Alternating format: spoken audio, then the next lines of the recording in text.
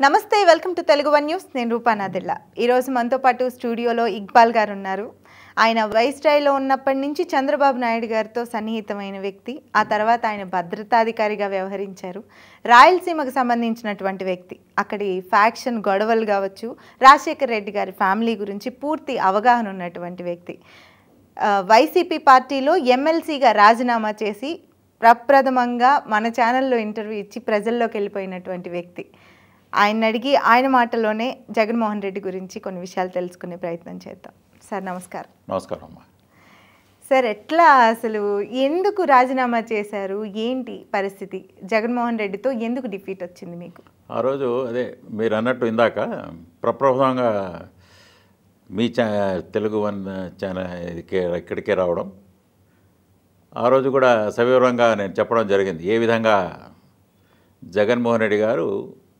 హయాంలో వ్యవస్థలు కుప్పకూలాయి ఆ ఫీడ్బ్యాక్ మెకానిజం ఓకే నా ఎస్సీ నా ఎస్టీ నా బీసీ నా మైనారిటీ అనడం కానీ నేను ఒక స్పెషల్ ఆఫీసర్ నేను ఐపీఎస్ అధికారిగా ఉండి రాయలసీమ ఐజీగా ఉండి స్పెషల్ ఆఫీసర్ వక్ఫ్గా తర్వాత మైనారిటీ కమిషనర్గా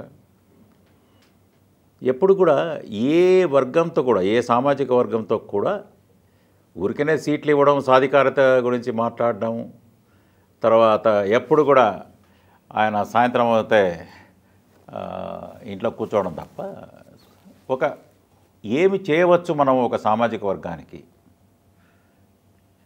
ఏదో ఒక జమీందారులాగా ఒక పెత్తందారులాగా కొన్ని సీట్లు ఇచ్చాము మీకు అంతే అలా పడి ఉండండి అనే వ్యవహార శైలి నచ్చక చాలామంది ఇప్పుడిప్పుడు మాట్లాడుతున్నారు కొందరు మన జక్కంపూడి రాజా గారు ఈవెన్ కేతిరెడ్డి వెంకటరామరెడ్డి గారు ఇలాంటి వాళ్ళు ఒక్కొక్కరు వస్తున్నారు నిన్న కూడా చూసాం మాకెందుకో ప్రజానాడి అర్థం కాలేదు మాకందరికీ అర్థమైంది మరి ఎవరినైనా అడిగి ఉంటే ఖచ్చితంగా అప్పుడే చెప్పేవాళ్ళు ఐఏఎస్ అధికారుల గురించి చెప్తున్నారు ఇప్పుడు అక్కడ ధనుంజయ రెడ్డి ముఖ్యంగా అనే ఒక పేరు కూడా చెప్తున్నారు వాళ్ళు అడిగి ఉంటే మీరు అన్నట్లు అర్థమై ఉండేది ప్యాలెస్ నుంచి ఎప్పుడైనా బయటకు వస్తే అప్పుడు అర్థమై ఉండేది ఒకటి బయటికి రావడం ఒక కాన్స్టిట్యున్సీ విజిట్ వదిలేయండి జిల్లాల కూడా ఆయన పోని పరిస్థితి ఉండింది మేము చెప్పాము కూడా అదిగో ఇసుక అక్రమాలు మద్యం అక్రమాలు తర్వాత హౌసింగ్లో ఇది తర్వాత ఏ విధంగా ఏదైతే పథకాలని ఉన్నాయో సో ఎంప్లాయీస్ను వేధిస్తున్న తీరు టీచర్లను కూడా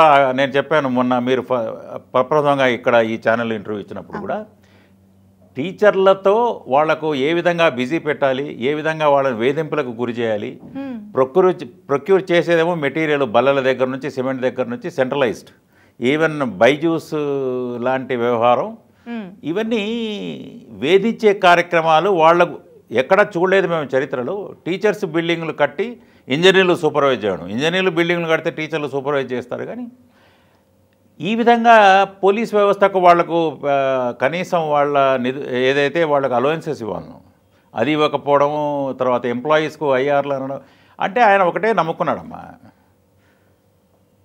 ఓట్లు ఏ విధంగా వస్తాయి ఏ విధంగా అధికారంలోకి రావాలనే తపన తప్ప వ్యవస్థలు తర్వాత ఇవన్నీ ఏ విధంగా ఏమైనా నాశనమైనా పర్వాలేదు అనే రీతిలో ఆయన యొక్క పాలన సాగింది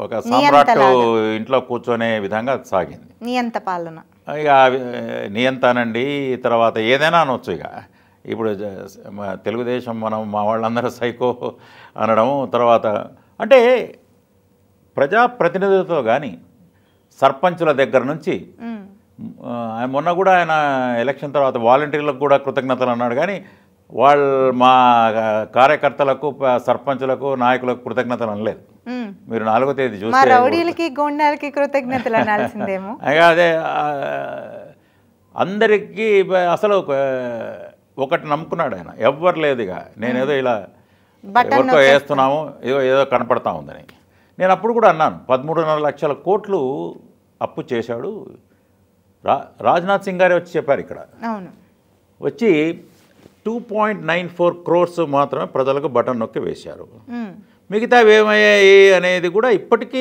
అనుమానంగా ఉంది ఎక్కడ పోయాయి 10 లక్షల అధమపక్షం 10 లక్షల కోట్లు ఎక్కడికి వెళ్ళాయి మీరు చూస్తే 4వ తేదీ రిజల్ట్స్ వస్తున్నాయి ఎలక్షన్స్ అయిపోయాయి 30వ తేదీ కూడా ఇంకా అప్పులు వస్తున్నాయి 4,000 కోట్లు అంటున్నారు ఈ విధంగా అంటే జగన్మోహన్ రెడ్డి వ్యవహార శైలి అప్పుడు ఎవరు చెప్పలేకపోయారు ఆయనకు. నాలాంటి వాళ్ళు ఒకసారి రెండుసార్లు చెప్పాను, 1924 ఉండదని కూడా చెప్పాను ఒకరోజు నేను. సో మనం ప్రభుత్వంలో ఉన్నాము, అప్పుడు ప్రభుత్వంలో మీరు లేరు.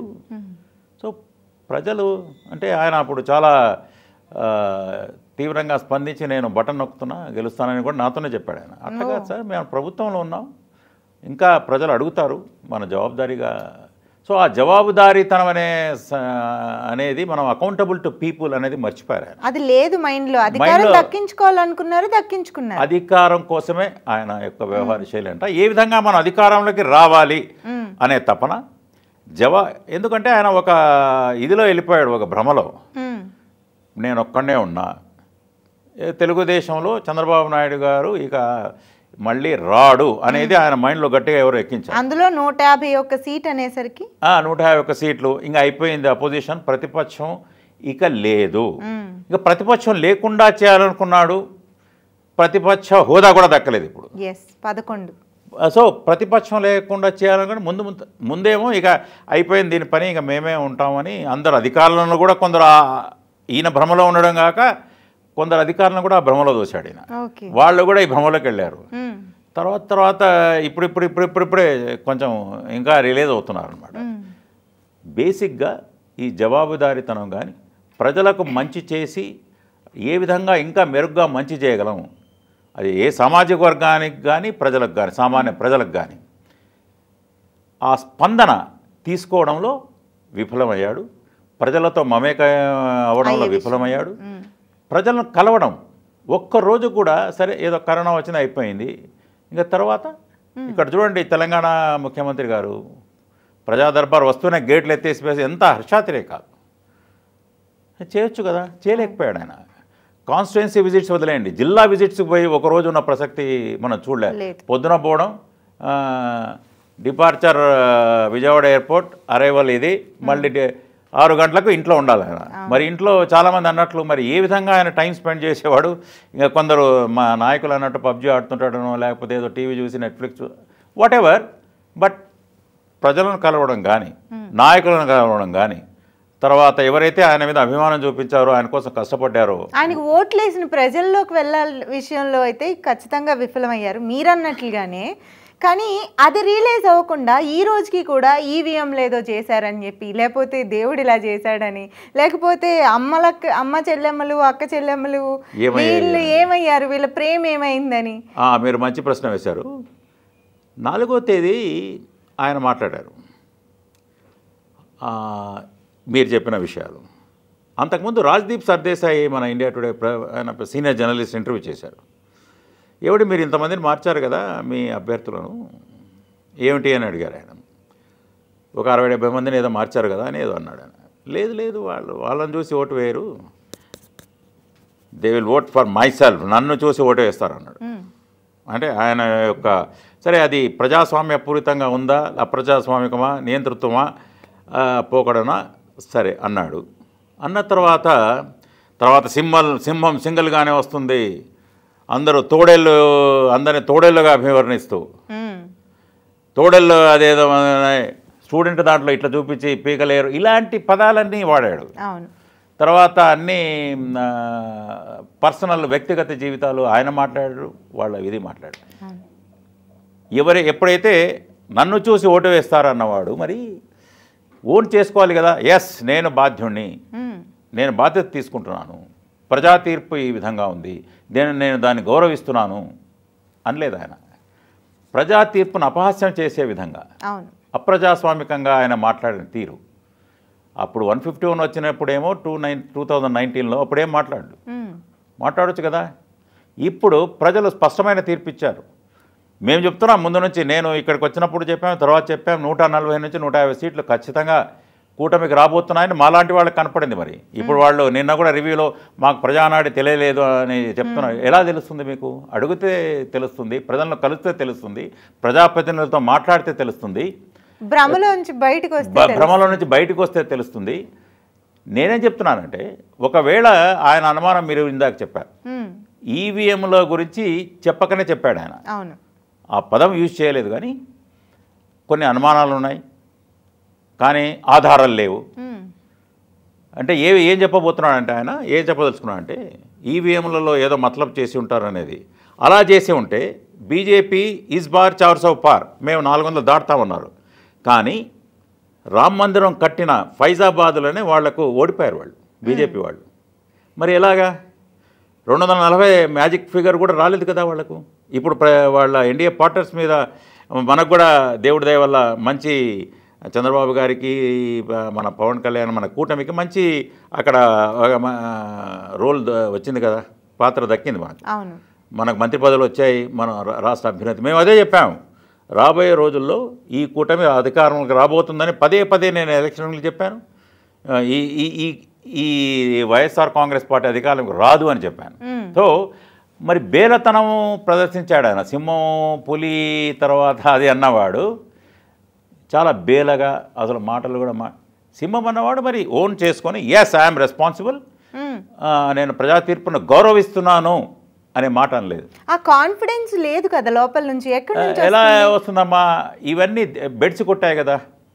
ఎందుకు బెడ్స్ కొట్టాయంటే, అరే నేనేదో ఎంత అప్పుడు ఏమనుకున్నారు, అక్కడ కూడా ఒప్పించుంటాడు, ఇక్కడ ఎవరు లేరు, నేను ఒక్కడనే, ఇది ఇక ఈ అపోజిషన్ ప్రతిపక్షం అనేది లేదు, 151 సీట్ వచ్చేసింది అనేది రాను అక్కడ ఒప్పించి ఉంటాడు. అప్పులు కూడా తెచ్చుకొని ఉంటాడు. ఈ అప్పులన్నీ ఏమయ్యాయి అనేది ఇప్పుడు రాబోయే రోజులు తెలుస్తుంది. ఏ విధంగా మీరు అప్పుల్ని రివర్స్ టెండరింగ్ చేసే పాలన రివర్స్ ఏ విధంగా చేశారు ఒకటి. రెండవది మీరు మంచి ప్రశ్న వేశారు అది. సో ఈవీఎంలు నేను అదే చెప్పబోతున్నా, ప్రజలకు కూడా తెలియాలి.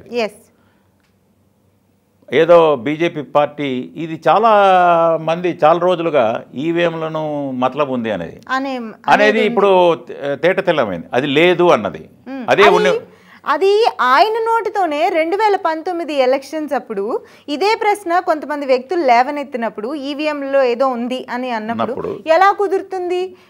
మీరిప్పుడు ఫ్యాన్ గుర్తుకు నొక్కినప్పుడు అక్కడ సైకిల్ పడుతుంది అనుకోండి, లేకపోతే సైకిల్ ఫ్యాన్ గుర్తు అక్కడ పడుతున్నప్పుడు మీకు తెలుస్తుందిగా, మీరు అప్పుడు ఎందుకు లేవనెత్తలేదు? అలాంటివి ఏమీ జరగవు ఇక్కడ అని చెప్పి ఆయనే చెప్పి ఈ రోజు మళ్ళీ అదే లేవనెత్తుతున్నాడు.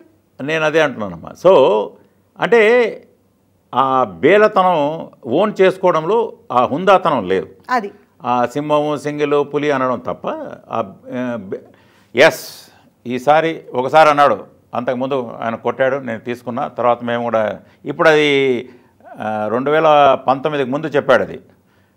కానీ ఇప్పుడు మనిషి ఏంటి నేను కనుక్కోలేకపోయాను, ఏమైంది అని. ఏమైంది మేము ముందు నుంచి ఇక్కడే చెప్పాను, మీ వేదికలో మీద ఈ రూమ్లోనే మాట్లాడాను నేను. బాబు ఈ రివ్యూస్ అనేవి లేవు. చంద్రబాబు గారికి ఈయనకున్న ప్రధానమైన తేడా, బాబు గారు అధికారులతో మాట్లాడడం, ప్రతినిధులతో మాట్లాడడం, ఇంటర్వ్యూలు ఇవ్వడం. ఇక్కడ ఒక 6 అంచెలు 12 అంచెలు ఉంటాయి ఆయన దగ్గర పోవాలంటే. ఇప్పుడు చూస్తే ఎవరు లేరు అక్కడ. నేను విజయవాడకి వెళ్ళాను మొన్న. గేటు దగ్గర నుంచి అక్కడి దగ్గర నుంచి కూర్చోబెట్టడం దగ్గర నుంచి ఇక ఇప్పుడు చూస్తే మా గుంపులు వచ్చి కూర్చొని కొందరు కుర్చీ లేకుండా కూడా నిలబడుతున్నారు. కానీ నేను అప్పుడు కూడా అన్నా, ఇక్కడ 151 మందిలో కనీసం సగం మంది ఆయనతో 1-to-1 మాట్లాడి ఉండరు. ఎస్ ప్రతినిధులతో మాట్లాడకపోతే, ఇంక ప్రజలతో మాట్లాడకపోతే, ఈయన జిల్లా విజిట్స్ లేవు, కాన్స్టిట్యున్సీ విజిట్స్ లేవు, తర్వాత డెవలప్మెంట్ లేదు, ఎవరికి ఏం కావాలో తెలియదు, ఏదో కొన్ని మేము ఇస్తున్నాము. అక్కడ కూడా ఏం చెప్పానంటమ్మా నేను, ఈ డిపార్ట్మెంట్ డబ్బులు ఇప్పుడు కార్పొరేషన్స్ ఉన్నాయనుకోండి, మైనారిటీ ఫైనాన్స్ అది లేదు, ఆ డబ్బును వేరే రూపంగా మార్చి ఏదో అమ్మ ఒడిలో ఇచ్చేసాము, చేయూతలో ఇచ్చేసాము, వాళ్ళకి ఎవరికో ఆటో వాళ్ళకి ఇచ్చేసాము, ఇలాగా 20,000 కోట్లు ఇచ్చేసాము. ఇలా ఒక ఎస్సీ కార్పొరేషన్ నిధులు దారి మళ్ళించి దాన్ని వేరే రూపంలో ఇవ్వడం. అది కూడా నేను అప్పుడే చెప్పా, పెళ్ళిళ్ళకు ఇవ్వలేదు, దుల్హన్ పథకం ఇవ్వలేదు, విదేశీ విద్యకు ఇవ్వలేదు, ఏ విధంగా స్టాటిస్టిక్స్ కూడా ఇచ్చాము. సో ఈయన దాంట్లో విఫలమయ్యాడు. ప్రజాస్వామ్యాన్ని తర్వాత ప్రజా తీర్పును అపహాస్యం చేసే విధంగా మాట్లాడటం ఇది కరెక్ట్ కాదు. ఒకవేళ ఈవీఎంలే ఉంటే బీజేపీకి 400 దాటేవి కదా, బీజేపీకి 400 దాటేవి. 240 ఎందుకు ఆగిపోయేది వాళ్ళ తీర్పు? అంతే కదా. రామ మందిరం కట్టిన చోటనే మరి బీజేపీని ఎవరు ఆపగలరు? అట్లా ఉండింటే ఈవీఎంలు ఓడిపోయారు కదండి. సో ఈ విధంగా మాట్లాడడం, ప్రజలను తప్పుదోవ పట్టించడం, అది ఇప్పటికైనా ఆయన మానుకొని ఆయన మైండ్ సెట్ను సరైన స్థితికి తీసుకురావడం. ఇప్పటికీ ఏదో ఒక దాని మీద నెపం నెట్టుతున్నారే కానీ నేను ఈ తప్పు చేశానని రియలైజేషన్ ఎక్కడ కనిపించట్లేదు. ఇప్పుడు అమ్మ ఒడి అన్నాడమ్మా, నేను అమ్మ ఒడి చేశాను. అది ఆయన ముఖ్యమంత్రిగా ఆయన అన్నాడు, ఒక ఆయన అనలిస్టు, ఈ ఐప్యాక్ ఎప్పుడు ఆయన ఒకటి నమ్ముకున్నాడు, ఐప్యాక్ను వాలంటీర్లను. ఐప్యాక్ వాళ్ళు ఏదో చెప్పడం, ఆహాహా మీరు బటన్ నొక్కుతున్నారు, జగనన్న కావాలి. నేను అన్నాను, వై ఏపీ నీట్ జగన్ కాదు, ఏపీ నీట్ సిబిఎన్ అంటున్నారు ప్రజలని మన ప్రచారంలో కూడా అన్నా. మరి అది ఎందుకు వీళ్ళకి కనపడలేదు? మరి నేనేమంటున్నానంటే ఇది వీళ్ళు ఎలా పసికడతారు? మీరు ఎమ్మెల్సీకి రాజీనామా చేసి ప్రజల్లోకి వెళ్ళారు వచ్చింది. మరి వాళ్ళకి నాకు తెలుస్తా ఉంది, writing on the wall. Sajjala గారు 4వ తేదీకి ముందు 3వ తేదీ అంటాడు, రైటింగ్ ఆన్ ద వాల్ ఉంది, మేము గెలవబోతున్నాం, 4వ తేదీ సంబరాలకు కూడా రెడీగా ఉండండి అన్నాడు. రైటింగ్ ఆన్ ద వాల్ అంటే కనపడుతుంది గోడ మీద, తర్వాత మా గెలుపు. అది చెప్పిన తర్వాత ఆరా సంస్థ చెప్పిన తర్వాత 8,000 కోట్లు నష్టపోయారు వైఎస్ఆర్ కాంగ్రెస్ వాళ్ళు. ఇంకా ఇంకా మా వాళ్ళు చెప్పారు, ఆరా సంస్థ కూడా ఆయన కూర్చొని, ఆయన ఆరా మస్తాన్ ఏదో ఆయన కూర్చొని ఏదో చెప్పాడు. ఆయన ఇన్ని ఇక్కడ వేసాం, అక్కడ వేసాం, అక్కడ ముస్లిమ్స్ ఉన్నారు, ఇక్కడ ఉన్నారు, నష్టపోయారు. 8,000 10,000 నష్టపోయారమ్మా. తర్వాత పందాలు కాసి మళ్ళీ ముందు పందాలు కావడానికి తటపటాయించిన వాళ్ళు. ఇది దేవుడి దయ, ప్రజల ఆశీర్వాదం అని ఇంకొకటి అన్నాడు. నేనేమంటానంటే మీకు క్లియర్గా అర్థమవుతా ఉంది, ప్రజల ఆశీర్వాదం లేకపోతే దేవుడి దయ ఉండదు. మీకు సొంత కుటుంబ సభ్యుల దీవెనలు, ప్రార్థనలు లేవు, చెల్లెలి ప్రార్థనలు లేవు, తల్లి ప్రార్థనలు లేవు. మీ చిన్నాన్న హత్య తర్వాత ఏ విధంగా మీరు కొందరు నేరస్తులను మీరు సపోర్ట్ చేయడం, మీ యొక్క నేరస్తులు సపోర్ట్ చేస్తే కొంగు చాచి అడుగుతున్నారు వాళ్ళు. ట్రోల్ చేసింది సొంత చెల్లెల్ని ఒక మహిళగా, ఒక ఏ విధంగా ఆమె కళ్ళనీళ్ళు పెట్టుకుంది. ఆడపడుచు కన్నీళ్ళు మంచిది కాదు. ఒక చెల్లి ఈయన కోసం 3,200 కిలోమీటర్లు తిరిగి ఆమె చెప్తా ఉంది కూడా, నాకు అనవసరం రాజకీయాలు, మీరే నన్ను 3,200 కిలోమీటర్లు ఫ్యామిలీని వదిలేసి తిరిగానంటే కూడా ఆయన అంటాడు రాజ్దీప్ సర్దార్తో.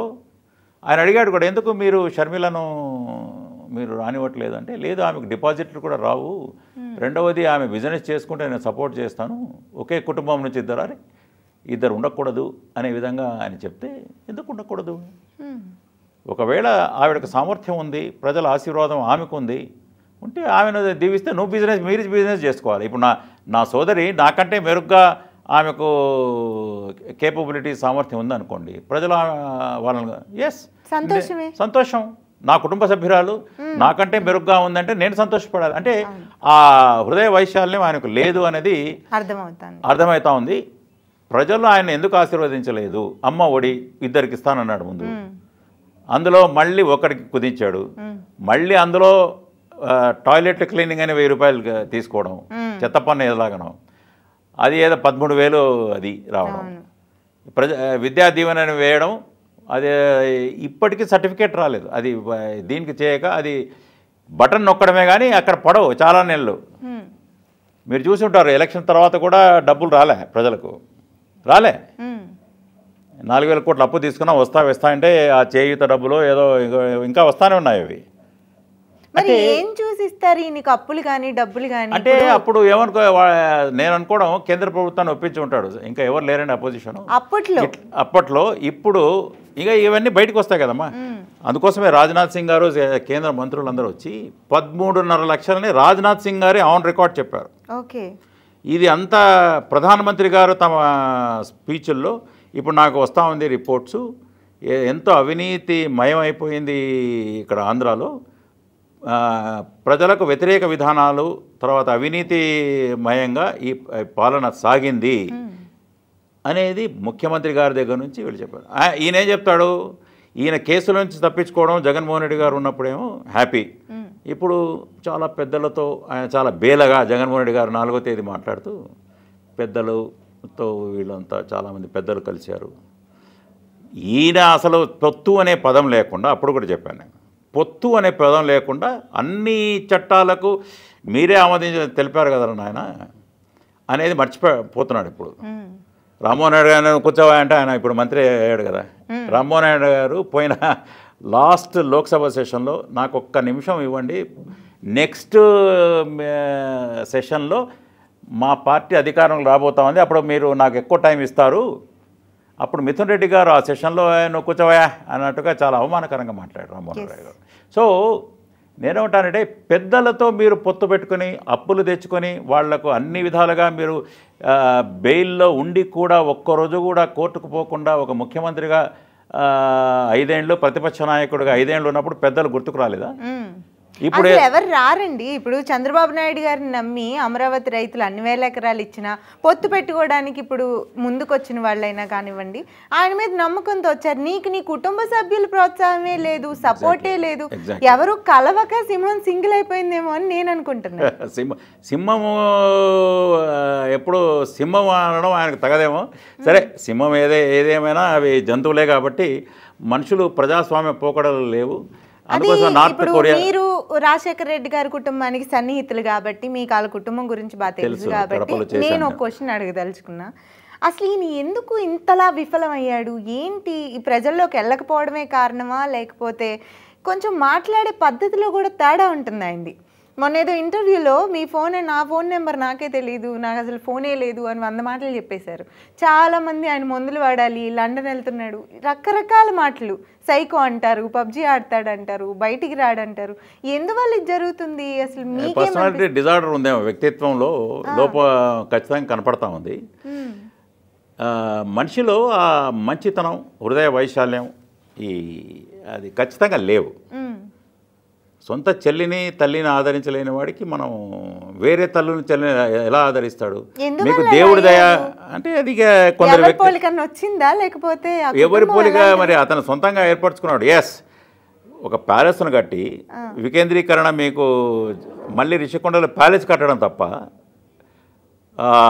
ఉత్తర కోస్తా అభివృద్ధికి మీరేం చేశారు? ఒట్టి అతను జగన్మోహన్ రెడ్డి ఏం చేశారు? ఒట్టి ప్యాలెస్ కట్టడం లాగా ఆనందం.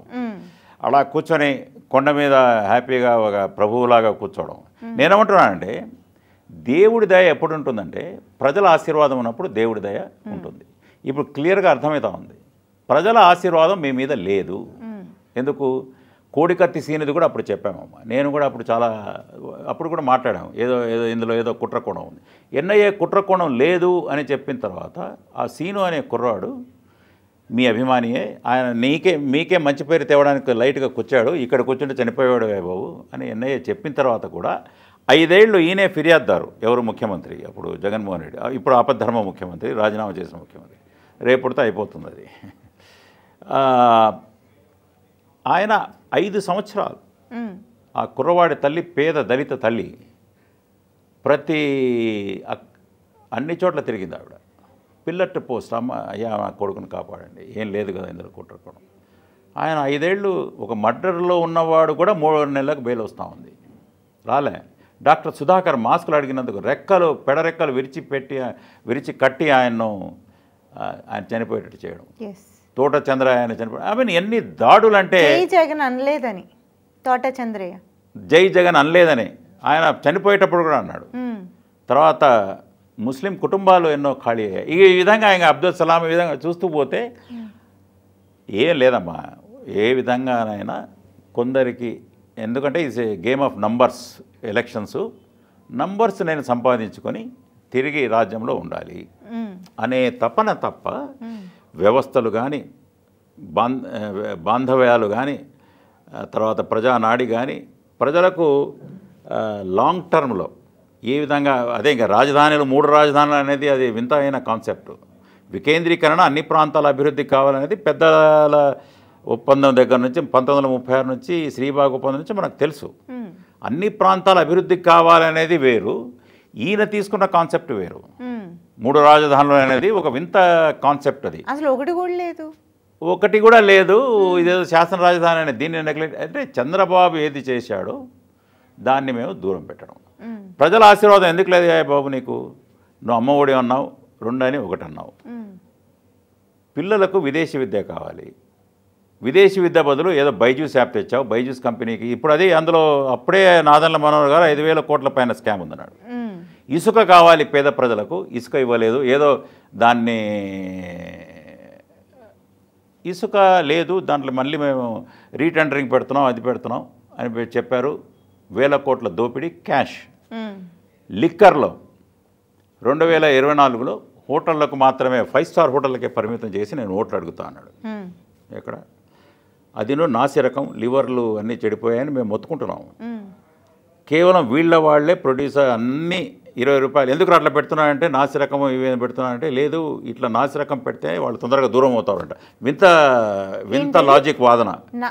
నాసి రకం మద్యం ఎందుకు అని ఒకరు ఎవరో ఒకరు అడిగారు ఒకరిని, ఎవరైతే ప్రొడ్యూసర్ ఉన్నాడో మ్యానుఫ్యాక్చరర్. లేదు ఇలాంటివి చిల్లర ఉంటే వాళ్ళు దీనికి దూరం అవుతారు అనే ఒక లాజిక్ మద్యానికి అని. అంతేగాని మందు తాగనివ్వకుండా ఈ నాసి రకం పెట్టమని అట్లా ఆపేయచ్చు కదా. ఆపేయచ్చు. తర్వాత ధరలు, వాళ్ళ ఆరోగ్యం పోయి చచ్చిపోతారు కదా. చచ్చిపోతున్నారు. 50 to 60 లాజిక్ కాదు, అది అమానవీయ కోణం. అది మానవత్వం లేని వాళ్ళు. మళ్ళీ రీజన్ చూడండి ఏం చెప్పాడు. మానవత్వం లేని వాళ్ళమ్మా. ఓకే. ఇందులో మొన్న 10 రోజుల క్రితం ఒక డిజిటల్ పేమెంట్స్ మీద మేము అడుగుతూనే ఉన్నాం. అప్పటి నుంచి డిజిటల్ పేమెంట్స్ చేయట్లే వాళ్ళు. రూపే కూరగాయలు కూడా రూపే జీపే ఉంటుంది కదా, వీళ్ళు లేదు. ఎంత కలెక్ట్ అవుతా ఉంది, ఎవడు తీసుకెళ్తున్నాడు తెలియదు. మొన్న డిజిటల్ చేశారు 10 రోజుల క్రితం. నేను అదే చెప్పా. సో ప్రజల ఆశీర్వాదం లేనిదే దేవుడిదే ఉండదు. ఎలా వస్తుంది? ఎంతసేపు ప్రజల నుంచే ఆశిస్తున్నారు కానీ వాళ్ళకేమి ఇవ్వాలనేది మీకు తెలియదుగా, ఎలా వస్తుంది? పేరుకు నోటి మాటగా మనసా వాచ కర్మేణ, మనసులో లేదు, ఒట్టి వాచ నోటి ద్వారా చెప్పడం తప్ప. నేను ప్రజలను నమ్ముకున్నా, దేవుణ్ణి నమ్ముకున్నా. ప్రజలు మీతో లేరు. ఆప్షన్ 1, ఆప్షన్ 2, ఆప్షన్ 3 అనడం. ఇళ్ళు ఆ పట్టాల కొనుగోలులోనే మీకు దాంట్లోనే ఎక్కడంటే అక్కడ కొని అందులోనే స్కామ్ ఇవ్వడంలో. మీరు కడతారా, మేము కట్టాలన్నా, మీరు బ్యాంక్ లోన్ తీసుకుని కట్టండి, మేము వెంటనే ఇస్తాం. ఇలాంటి మాటలు. కొత్తగా ల్యాండ్ టైటిలింగ్ యాక్ట్ తీసుకొచ్చారు చూడండి. మరి ఇదేంటి? భూముల్లో ఆయన ఫోటో పెట్టుకోవడం. ఇవి వైజాగ్లో రాజధాని పెట్టింది కూడా వాళ్ళు ప్యాలెస్లో కట్టడం ఇప్పుడు మొన్నటి నుంచి నడుస్తూ ఉంది కదా. ఇంక్లూడింగ్ ఆరోపణలు చీఫ్ సెక్రటరీ గారి జవహర్ రెడ్డి గారి మీద కూడా ఆరోపణలు కదా. రిజిస్ట్రేషన్ శాఖ కూడా జవహర్ రెడ్డి గారు తను పెట్టుకున్నాడు.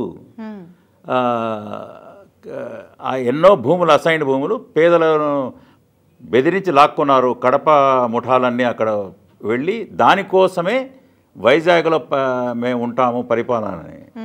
సో ఇది అంటే వాళ్ళ మనసులో ఉన్నది ఒకటి, చెప్పేది ఒకటి. ఇందులో ప్రజలకు మంచి అనేది వాళ్ళ సిద్ధాంతంలో లేదు. ఎప్పుడు కూడా సొంత లాభం, తర్వాత ఏ విధంగా రాజకీయంలో ఉండాలి అన్నది. సో ప్రజల ఆశీర్వాదం ఖచ్చితంగా వాళ్ళకి లేదు. వ్యవస్థలు ఒక్క డిపార్ట్మెంట్ మాయమయ్యాయని నేను ఇక్కడ వచ్చినప్పుడు చెప్పాము. మైనారిటీ ఫైనాన్స్ లేదు, ఉర్దూ అకాడమీ లేదు, క్రిస్టియన్ ఫైనాన్స్ లేవు. మన మైనారిటీలకు పెళ్ళిళ్ళు దుల్హన్ ఇస్తానన్నాడు. మొన్నటి వరకు 1-2 నెలల వరకు మళ్ళీ 10వ తరగతి నిబంధన పెట్టడం, విదేశీ విద్యకు 30 మందిని కూడా పంపకపోవడం, మళ్ళీ అన్నం పెట్టి అన్నా క్యాంటీన్ అడ్రస్ లేకుండా చేయడం, ప్రగల్భాలు పలకడం. మేము 99% అంటే వీళ్ళే నిర్ణయించుకొని, వీళ్ళే ప్రాతిపదికలు నిర్ణయించుకొని, బెంచ్ మార్క్స్ వీళ్ళే నిర్ణయించుకొని. వై నాట్ 175 అడిగాడు కూడా. వై నాట్ కుప్పం అంటే why not Mangalagiri, why not Hindupur, why not. నేను మొన్న ప్రచారానికి వెళ్ళినప్పుడు కూడా వై నాట్ 175 నుంచి వై నాట్ -125 చేసేయండి మీరు. ఇఫ్ యూ కెన్ రీచ్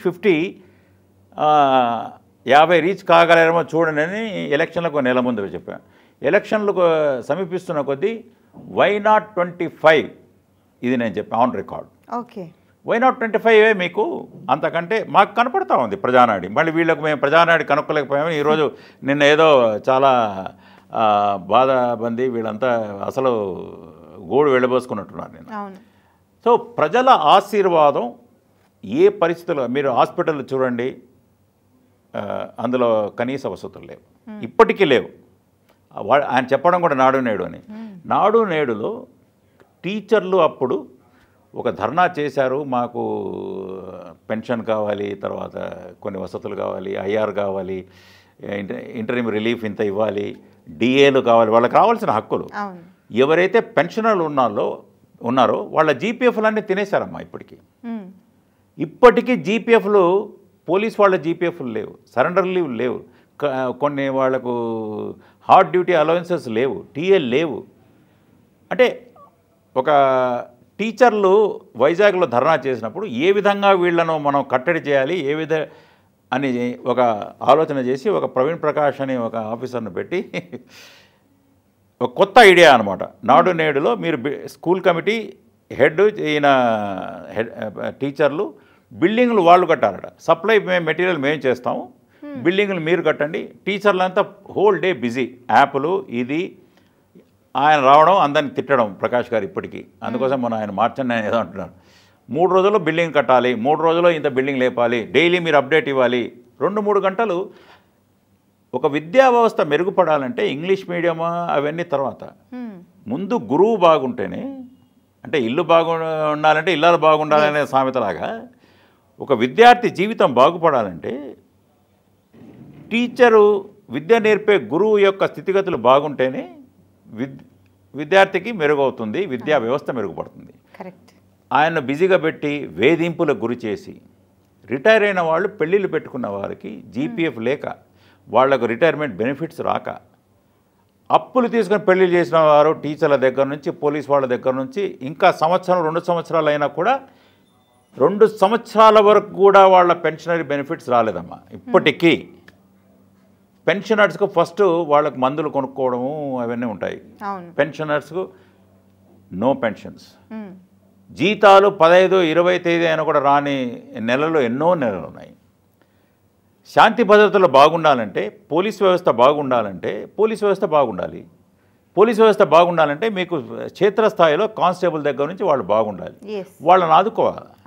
అంటే వాళ్ళకి రావాల్సిన వాళ్ళు ఏమంటున్నారంటే, ఒక ఆయన దుర్గారావు అని ఆత్మహత్య చేసుకున్నాడు, సరెండర్ లీవ్ రాలి ఆత్మహత్య చేసుకున్నాడు ఆయన.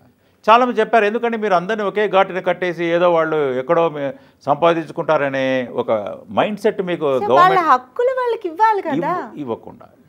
అంటే ఏది చేస్తే అంటే వ్యవస్థ ఎలా బాగుపడుతుంది అని ఒక ప్రాజెక్టు లేదు, ఒక నీటి ప్రాజెక్టు లేదు, ఒక రోడ్డు లేదు కనీసం.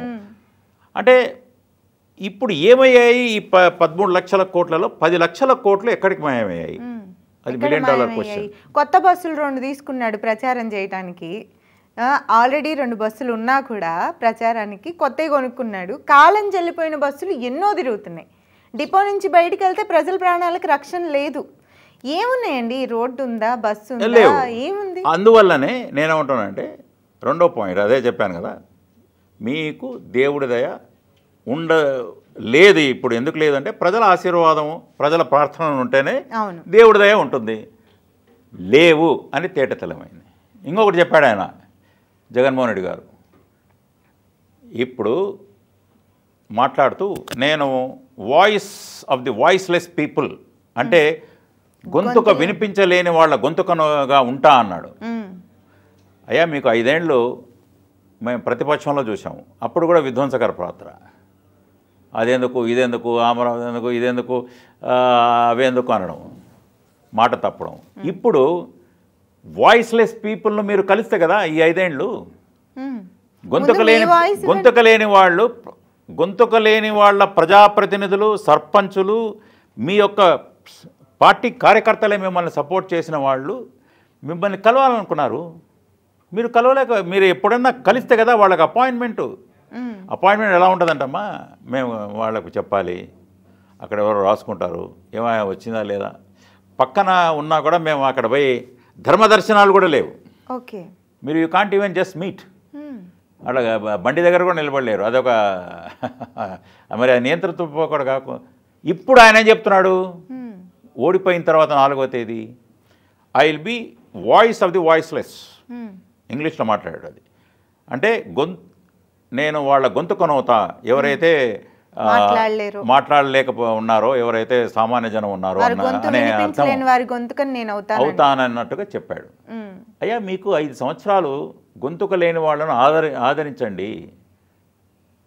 కోడికత్తి సీన్ లాంటి వాళ్ళను, సుధాకర్ లాంటి వాళ్ళను, మా మైనారిటీలను, తర్వాత అనేక సామాజిక వర్గాల అట్టడుగున ఉన్న వారిని ఏదో వాళ్ళకి సీట్ ఇచ్చాను, వీళ్ళకి సీట్ ఇచ్చాను, వాళ్ళకు మేయర్ ఇచ్చామనడం కుక్కిన పేన్లాగా పెట్టారు వాళ్ళను.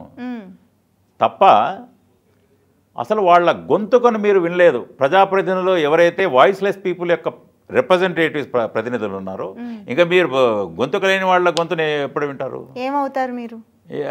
గొంతుకు లేని వాళ్ళ గొంతు ఎలా అవుతారు? మీకు ఛాన్స్ ఉండింది నియోజకవర్గాలకు పోవడం, మీ ఇంట్లో ఒక డైలీ ఒక 100, 200, 300 ప్రతినిధులు కలవడం. మొన్న బస్సు యాత్ర అని చెప్పి అప్పుడు ఏదో కలిసి అక్కడ ఎవరో ఆపి ఒక పిల్లవాడిని ఇలా చూపిస్తుంటే దిగి ఓహో అమ్మ ఏంటి మీకు ఆయనకు ఏదో డిసీజ్ ఉందని ఇన్ని లక్షలు శాంక్షన్ చేస్తున్నాను, అన్ని లక్షలు చేస్తున్నాను. అప్పుడు ఏదో బస్ యాత్రలో ఒకరిద్దరికి చేయడం, దానికి పెద్ద పబ్లిసిటీ. ఇదే ఎందుకు చేయలేదు ముందు? ప్రతి నెల ఎందుకు కార్యక్రమాలు చేయలేదు? ఆఖరి నిమిషంలో రియలైజేషన్ వచ్చిందంటారా? ఆఖరి నిమిషంలో రియలైజేషన్ అనుకోవచ్చా? రియలైజేషన్ కాదమ్మా అది. ఆయనకు వాస్తవిక స్థితి రైటింగ్ ఆన్ ద వాల్ అని సజ్జల గారు మేము గెలుస్తున్నామని కాదు, ఆయన గెలిచి ఓడిపోతున్నామని ఆయన కనపడతా ఉంది. చంద్రబాబు నాయుడు ఆయన ఏమనుకున్నాడు, ఇక ఒక దుర్మార్గపు ఆలోచన ప్రతిపక్షం లేకుండా చేయాలి. ముందు చంద్రబాబు నాయుడు గారి కేసులో అసలు స్కిల్ కేసు అనేది మంచి అధికారులు వాళ్ళు. ఆయన రావు గారిని వైఎస్ఆర్ గారే తెచ్చారు, వాళ్ళ నాన్నగారు. ఆయన ఎంతో తపనతో పిల్లలకు మన ఆంధ్ర రాష్ట్రంలో కుర్రవాళ్ళకి నైపుణ్యాభివృద్ధి చేయాలనే తపన ఉన్నవాడు ఆయన అరెస్ట్ చేశారు. అయిపోయి సుమారుగా 1-2 సంవత్సరాలు అయింది ఆ కేసులో, బెయిల్లో ఉన్నారు. కొత్తగా సెంటర్లు ఏర్పాటు చేశారు, పిల్లలకు ట్రైనింగులు ఇచ్చారు. అందులో అనవసరమైన అక్రమ కేసులు మోపి వాళ్ళు బెయిల్లో ఉన్నారు.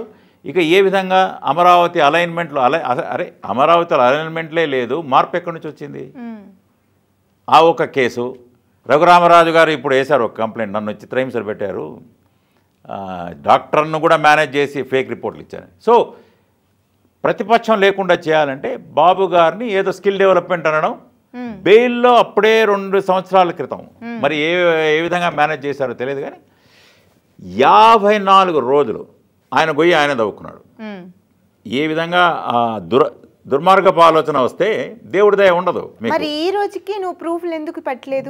పెట్టలేకపోయి ఇప్పుడు ప్రూఫ్లు ఉన్నాయి. వీళ్ళ ప్రతి కేసు ముట్టుకుంటే ప్రూఫ్, ఇసుకలో ప్రూఫ్, డిజిటల్ ట్రాన్సాక్షన్స్ లేవు, క్యాష్ ఎంత పోయిందో ఎవరికి తెలియదు. డబ్బులు ఇచ్చి ఒకటి ఏదో బటన్లో నొక్కడం అంటాడు, రూపా 4 ఏళ్ళ will make a better CM. ఆయన ఎందుకు, జగన్మోహన్ రెడ్డి ఎందుకు? You can yes you will know way to operate, ఎట్లా చేయాలన్నది. ఆయన ఎవడో కూర్చుంటాడు ఇట్లా అనడం, వెళ్ళిపోవడం, దానికి ఎందుకు ముఖ్యమంత్రి? సో ఇది ప్రతిపక్షం లేకుండా చేయాలి. కరెక్ట్గా ఎలక్షన్లకు ముందు చేస్తే ఇంకా బెంబేలు ఎత్తిపోతారు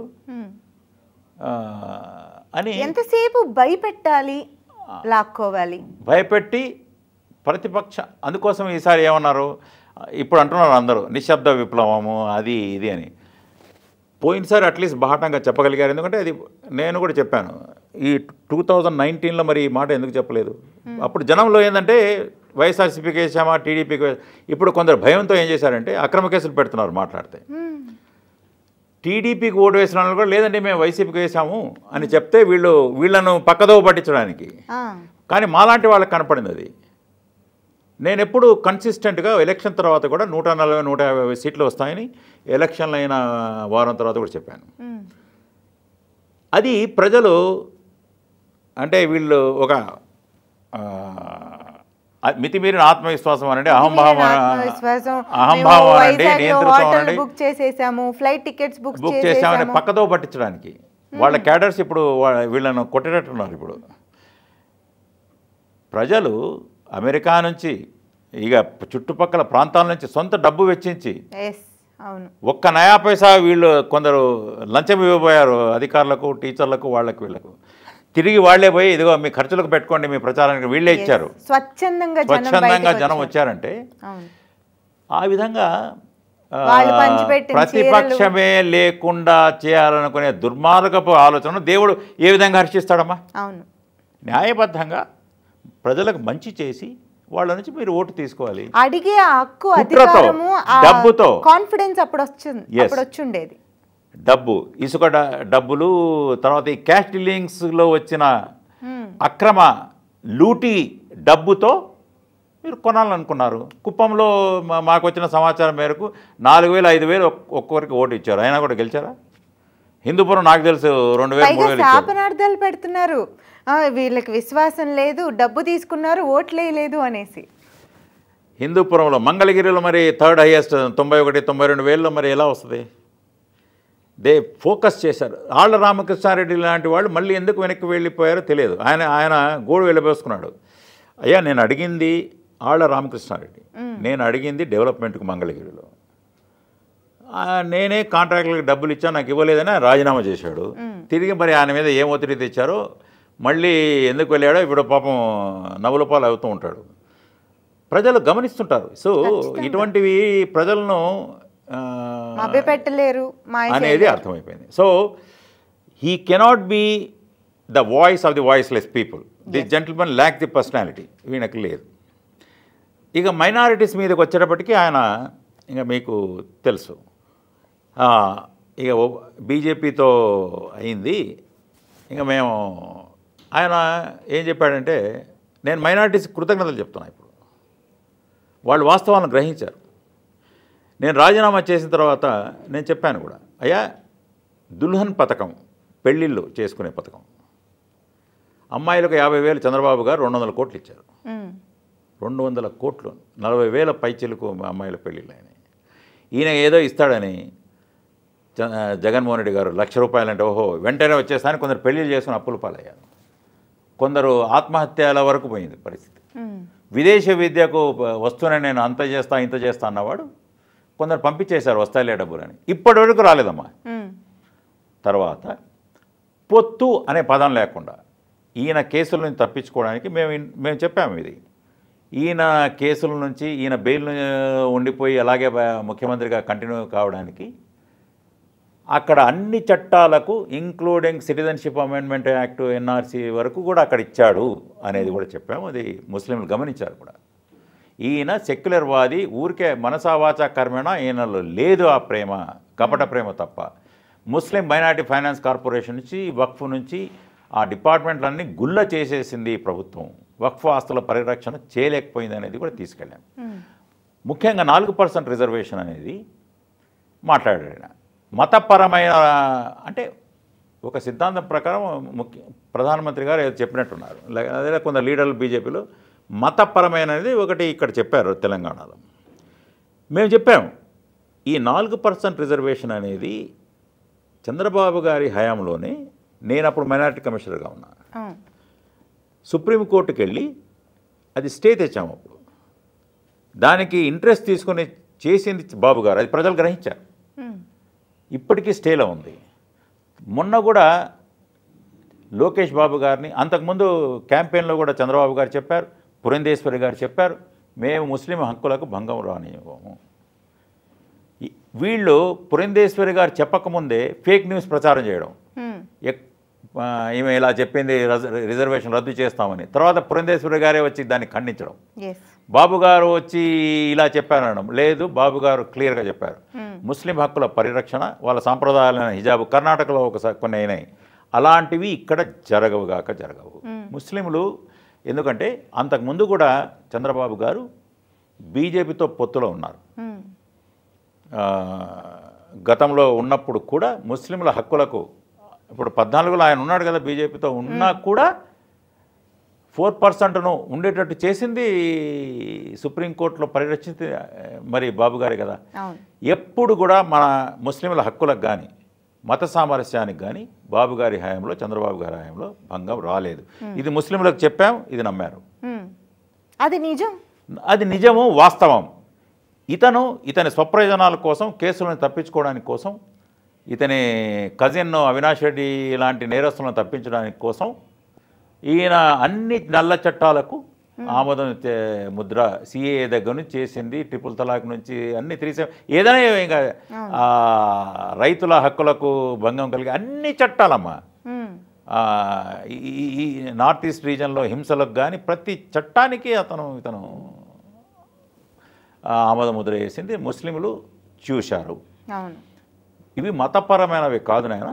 అది కాకుండా మోడీ గారు ఇక్కడికి వచ్చినప్పుడు ఒకటే చెప్పాడు, నేను ముస్లిం సాంప్రదాయాలను ఎస్ భంగం కలిగించను, ఆ మతాన్ని గౌరవిస్తాను, ముస్లిం వ్యతిరేకం నేను కాదు అని చెప్పాడు. అవును. తర్వాత ఇప్పుడు మనకు ఇప్పుడు తెలుస్తూ ఉంది కదా, చంద్రబాబు నాయుడు గారు మా కూటమి ప్రధాన పాత్ర వహిస్తూ ఉంది కదా కేంద్రంలో. 3 కేంద్ర మంత్రులు ఉన్నారు మన రాష్ట్రం నుంచి. కాబట్టి ఇప్పుడు మనం ఇది కరెక్ట్. మనం ఈ పార్టీకి వాళ్ళు 7 మంది అభ్యర్థులు నిలబెట్టారు, టీడీపీ వాళ్ళు 7 మంది, వైఎస్ఆర్సీపీ 7 మందిని నిలబెడితే 7 మంది ఓడిపోయారు. మా 3 గెలిచాం. జనసేన ఎమ్మెల్యేలు కూడా ముస్లిం కూటమి నుంచి 3, జనసేన బీజేపీ వాళ్ళు కూడా గెలిచారు ఎమ్మెల్యేలు. ముస్లింలు అసలు వైఎస్ఆర్సీపీని నమ్మలేదు. ఎందుకంటే వాళ్ళు చూశారు చరిత్ర, చూసి ఇది నమ్మశక్యంగా లేదు. ఇప్పుడు వాళ్ళ నమ్మకం వమ్ము కాలేదు. ఇప్పుడు ఇంకా రాబోయే రోజుల్లో ఈ 4% కానీ ఇంకా మంచి మంచి వక్ఫాస్తులు కానీ మేము చెప్పాము కూడా. ఎంత దుర్మార్గం అంటే నేను ప్రూవ్ చేశాను. ప్రధానమంత్రి జన్ వికాస్ కార్యక్రమం PMJVK అని ఒకటి ఉంది. అందులో పాలిటెక్నిక్లు, girls residential school, boys residential school, hostels, భవన్లు ముస్లింలకు 400 కోట్లు వాళ్ళు రిలీజ్ చేశారు. కదిరి, హిందూపూర్, ముస్లింలు ఎక్కువ ఉన్న ప్రాబ్లం ఉన్న ప్రాంతాల్లో 400 కోట్లు దారి మళ్లించారు. కేవలం 40% వాళ్ళు ఇవ్వాలి, 60% రిలీజ్ చేసేశారు డబ్బు. కేంద్రం చేసేసిన దాన్ని 400 కోట్లను దారి మళ్లించారు. 200 కోట్లు ఇవ్వకుండా 200 కోట్లు ఇవ్వాలి ఆ రాష్ట్రం వాటా. ఇది మొత్తం దారి మళ్లించి ముస్లిం రెసిడెన్షియల్ స్కూళ్ళు కానీ, అదే నేను చెప్పాను, తెలంగాణలో 100 స్కూళ్ళు తెచ్చారు మైనారిటీ. చూడండి ఎంత, ఇది చాలామంది తెలియదు. 400 కోట్లు దారి మళ్లించి ముస్లిం మైనారిటీలు తీరని అన్యాయం చేశారు. రెసిడెన్షియల్ స్కూల్స్, పాలిటెక్నిక్స్లు, సచార్ కమిటీలో ఇది విద్యలో ఉపాధిలో వెనుకబడి ఉన్నారని చెప్పాము. సో ఇది ముస్లింలు బాగా గ్రహించారు. అందుకోసం వైఎస్ఆర్సీపీ 7 మంది ఎమ్మెల్యేలను తిరస్కరించారు, మా 3 ఎమ్మెల్యేలను గెలిపించారు. టీడీపీ, జనసేన, బీజేపీ కూటమిలు కూడా నమ్మారు. ఎస్, ఈ ముస్లింలకు మొన్న కూడా లోకేష్ గారిని అడిగినప్పుడు సోషల్ జస్టిస్, ఈ 4% రిజర్వేషన్ మేము కట్టుబడి ఉన్నాము, ముస్లింలకు అన్యాయం జరగనివ్వమని లోకేష్ గారు చెప్పారు. రామ్మోహన్ నాయుడు గారిని ఒక 3 రోజుల క్రితం అలా అడిగినప్పుడు మంత్రి ఇంకా ఆయన కాలేదు. Yes, we are committed. ఇవి మేము ఎట్టి పరిస్థితుల్లో, ఇది మతపరమైన రిజర్వేషన్లు కావివి, పేదరికము ఆధారంగా వెనుకబాటుతనంగా ఇచ్చినవి అని నేను కూడా మాట్లాడి, ఇది మతపరమైనవి కావు ఇవి. BCDగా BC ABCD ఎలా ఉన్నాయో BCE కూడా అలాగే ఉంది. అది బాగా ముస్లింలు గ్రహించారు. మేము ఎవరితో సురక్షితంగా ఉండగలం, మా ధనమాన ప్రాణాలు ఎవరితో సురక్షితంగా ఉండగలవు అనేది గ్రహించారు. బాగుంటుందని గ్రహించి కూటమిని నమ్మి ఓటు వేశారు, ముఖ్యంగా టీడీపీని నమ్మి. అప్పుడు గురిజాలలో నేను వెళ్ళాను, చూసాము. 100 మంది ముస్లిం కుటుంబాలను అంతకుముందు 14 ఓటు వేశారు కాబట్టి వాళ్ళను గ్రామ బహిష్కరణ చేశారు. ఇప్పుడు వస్తున్నారు వాళ్ళు. సో ఈ అబ్దుల్ సలాం కానివ్వండి, మిస్బా లాంటి అమ్మాయిలు కానివ్వండి, ఇట్లా అనేక కృత్యాలు వాళ్ళ మీద జరిగాయి. ఇక వాళ్ళు గ్రహించి నిర్ద్వందంగా తిరస్కరించి చాలా పవిత్రమైన బాధ్యతని ఈ రోజున చంద్రబాబు నాయుడు గారి మీద పెట్టారు. నేను టీడీపీ కార్యకర్తలతో, నాయకులతో నేను మాట్లాడినప్పుడు ప్రజలకి మాట రాకుండా మా పాలన ఉండబోతుంది, ప్రజలు ఇంత బాధ్యతగా, మాకు 164 అనే నెంబర్ చిన్నది కాదు, అంత పెద్ద నెంబర్ ఇచ్చి ఇంత బాధ్యత మా మీద పెట్టినందుకు వాళ్ళకు మాట రానివ్వము అని చెప్పడం జరిగింది. అదే ఇది చాలా నిజమమ్మా. ఇంక్లూడింగ్ అందరూ కూడా ఎంత హుందాతనంగా మాట్లాడుతున్నా ప్రజలు మా మీద బాధ్యత మోపారు. ఇంక్లూడింగ్ పవన్ కళ్యాణ్ గారు కానీ, సరే చంద్రబాబు గారు ఎలాగో చెప్తానే ఉన్నారు, లోకేష్ గారు కానీ, మా ప్రజలు మనం బాధ్యత మా మీద పెట్టారు. మనం వాళ్ళకు అనుగుణంగా మనం వాళ్ళకు పాలన ఇవ్వాలి, వాళ్ళ ఆశయాలకు అనుగుణంగా మన పాలన ఉండాలి, వాళ్ళకి దగ్గరగా ఉండాలి. కించిత్ అహంభావం కూడా మనకు దరిచేరనివ్వకూడదు అనే ఆలోచన చూడండి చెప్పడం. ఇది ఎలా ఉంది, ఇది లేదు అనుమానాలు ఉన్నాయి, పెద్దల అండ ఉంది, ప్రజలు ఈ మాటలు అంటున్నారు, చూడండి. డబ్బులు తీసుకున్నారు, ఓట్లే లేదు, వీళ్ళకి విశ్వాసం లేదు. ఇది మన ప్రశాంత్ కిషోర్ చెప్పాడు అప్పుడే. జగన్మోహన్ రెడ్డి అనుకుంటున్నాడు ఐఆమ్ ద ప్రొవైడర్, నేనే ఇచ్చేవాడిని. నువ్వు ఎలా ఎవరి డబ్బు ఇస్తున్నారు? ఏమన్నా సాక్షి డబ్బులా లేదా భారతీయ సిమెంట్స్ డబ్బులా? ఇవి కేంద్ర ప్రభుత్వం అప్పులు, రాష్ట్ర ప్రభుత్వ డిపార్ట్మెంట్ల నిధులు అన్నీ జీరో చేసి ఏదో కొన్ని పథకాలకు ఇచ్చి, అది కూడా అరకొరగా ఇచ్చి, తర్వాత కరెంటు ధరలు పెరిగినాయని 300 యూనిట్లు పెరిగినాయని కట్ చేసి, తర్వాత వీళ్లకు ఒక సంవత్సరం వచ్చిన వాడికి స్కీమ్ రెండవ సంవత్సరం రాక, ఇలాంటివన్నీ చేసి ఎవడి డబ్బులు ఇచ్చారు అనేది మర్చిపోయాడు. నేను ఇస్తున్నాను అన్నాడు. ఎక్కడి నుంచి ఇచ్చారు? ఆయన జేబులో నుంచి ఇచ్చాడా లేకపోతే సాక్షి నుంచి ఇచ్చారా అనేది ప్రజలకు అర్థమైపోయింది కదమ్మా. ఆ డబ్బులు కూడా చాలా మంది తిరస్కరించారండి. మేము తీసుకోము, మేము మీకు ఓటు వేయము అని వాళ్ళని కొట్టడం, బెదిరించడం. So you cannot assume the role of a provider. నేను ఇచ్చాను, నేనేదో మహారాజును, నేను చక్రవర్తిని కాదు. You are a democratically elected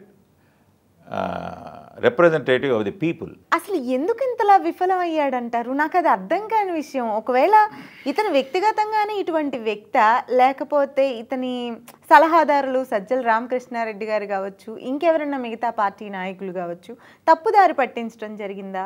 ఎందుకు ఇలా? పోనీ రాజకీయాల్లో ఇలా అనుకుందాము, సొంత తల్లి చెల్లి వ్యతిరేకించడం ఏంటి కుటుంబంలో? ఇది ఎలా జరిగింది ఇంత వ్యతిరేకత ప్రజల్లోకి? నేను అదే మనం చూస్తే ఆ ఇంటర్వ్యూలో కూడా రాజ్దీప్ సర్దేశాయ్ ఒక ఇంటర్వ్యూ ఒకసారి మనం అనుకోవాలి. మీరు మీ చెల్లెలు అధికారంలోకి వస్తే మీకేమి ఇబ్బంది అంటే, లేదు ఒక్కరే ఉండాలి కుటుంబం నుంచి అనే ఒక వింత ధోరణి, నియంత్రిత ధోరణి, అధికారం కావాలనే తపన, అధికారం ద్వారా ఇక డబ్బు దర్పము ఏదైనా సంపాదించుకోవచ్చు అనే ఒక ధోరణి ఆయనలో క్లియర్గా ఉంది. అది వ్యక్తిత్వ లోపమా, తర్వాత తనలో ఉన్న అహంభావమా, నియంత్రిత ధోరణి మనకు ప్రస్ఫుటంగా కనపడతా ఉంది. రెండు, ఎట్టి పరిస్థితుల్లో కూడా ఆయనకు అసలు ఒక పోటీదారుడు ఉండకూడదు. సొంత కుటుంబ సభ్యుడైనా, అది ప్రతిపక్షమైనా, చెల్లెలైనా, తల్లి అయినా, తల్లిని కూడా ఆనరీ ప్రెసిడెంట్గా ఉన్న వ్యక్తిని తొలగించి ఆయనే ప్రకటించి చేసుకున్నాడు. అది మనం చూసాము అక్కడ 2 సంవత్సరాల క్రితం.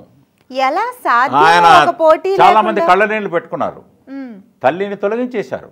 తొలగించి ఈయన్నే ఆనరీ ప్రెసిడెంట్ ఉన్నారు ఆవిడ విజయమ్మ గారు. ఆమెను తొలగించేసి, అంటే ఇంకా రాజశేఖర్ రెడ్డి ఆనవాళ్ళు, కుటుంబ ఆనవాళ్ళు లేకుండా ఇప్పుడు రాను వైఎస్ఆర్ బొమ్మ కూడా తీసేసి అది కూడా తొలగించేశారు. విజయమ్మ గారు ఇంకా ఎట్టకేలకు షర్మిలమ్మకే ఓటు వేయండి అనే స్థితికి తెచ్చారు. తర్వాత చిన్నాన్న ఉంటే ఎక్కడ మరి అది చిన్నాన్న ఉంటే ఈయన అవినాష్ రెడ్డికి వాళ్ళకి పోటీగా ఒక ఎంపీగా తయారవుతాడేమో, లేదా ఆయన షర్మిల గారికి ఆయన మద్దతు ఇస్తాడు. మళ్ళీ తిరిగి ఆమె వస్తే, ఆమె ఎంపీ అయితే మళ్ళీ నాకు ఒక ఆల్టర్నేట్ ఇది పవర్ సెంటర్గా ఒక అధికార కేంద్రంగా ఆమె వేరే అధికార కేంద్రంగా ఉంటుందేమో, ఎవరు ఉండకూడదు నాకు. ప్రతిపక్షం కానీ సొంత కుటుంబ సభ్యులు కానీ ఎవరు కూడా తన అధికారానికి, పాతకాలంలో రాజులు సొంత తమ్ముళ్లను, కజిన్స్ను కొందరు విషం ఇచ్చి కొందరు ఇది చేసి చంపేవాళ్ళు. అదే ధోరణి ఇక్కడ మనం చూస్తున్నాం. అదే సార్, అదేమన్నా some kind of mental disorder. చాలా మంది అది డాక్టర్లు కొందరు అడిగితే డిజార్డర్గానే పరిగణిస్తున్నారు. ఎందుకంటే ఆయన అనుకునేదంతా సాధ్యమయ్యే పనే కాదు.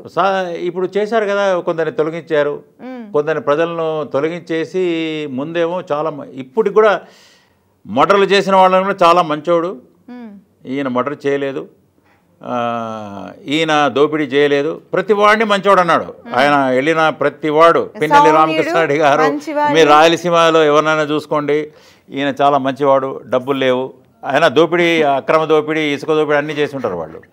ప్రతి వాడు మంచివాడు, ప్రతి వాడు సౌమ్యుడు, నా మంచి మిత్రుడు, ఇవే పదాలు. మరి ఈ ప్రజల్లో చూశారు, ఓహో మంచివాడా అంటే ఈయన మంచితనానికి డెఫినేషన్, నిర్వచనం వేరేలాగా ఉందిరా బాబు. ఈయన ఆలోచన ధోరణి, ఇతని పద్ధతులు అన్ని ఎప్పుడు రివర్స్లో ఉన్నాయి కాబట్టి ఇది ప్రజలు గమనించారు. అది ప్రజల ఆశీర్వాదం లేదు. ఈ మర్డరర్స్ను కూడా మంచి వాళ్ళు ఉంటుంటే దేవుడి దయ ప్రజల ఆశీర్వాదం ఉండదు. కనపడ్డాయి కదా. అదే కదా. ఇప్పుడు అసలు ఈ హత్యా రాజకీయాలకి బీజం ఎక్కడ పడిందండి? సొంత చెల్లెళ్ళు అడుగుతున్న ప్రశ్నలకి నువ్వు బయటకు వచ్చి ఎందుకు సమాధానం చెప్పవు? ఆయన ఒకటే చెప్తున్నాడు కదా ప్రజలకు. ముందేమో సిబిఐ ఎంక్వైరీకి కావాలన్నాడు, మళ్ళీ వద్దన్నాడు. సిబిఐ అధికారుల మీదనే కేసు పెట్టారు వీళ్ళు, వాళ్ళ ఎస్పీతో పెట్టించారు. సిబిఐ అధికారుల మీద కేసు.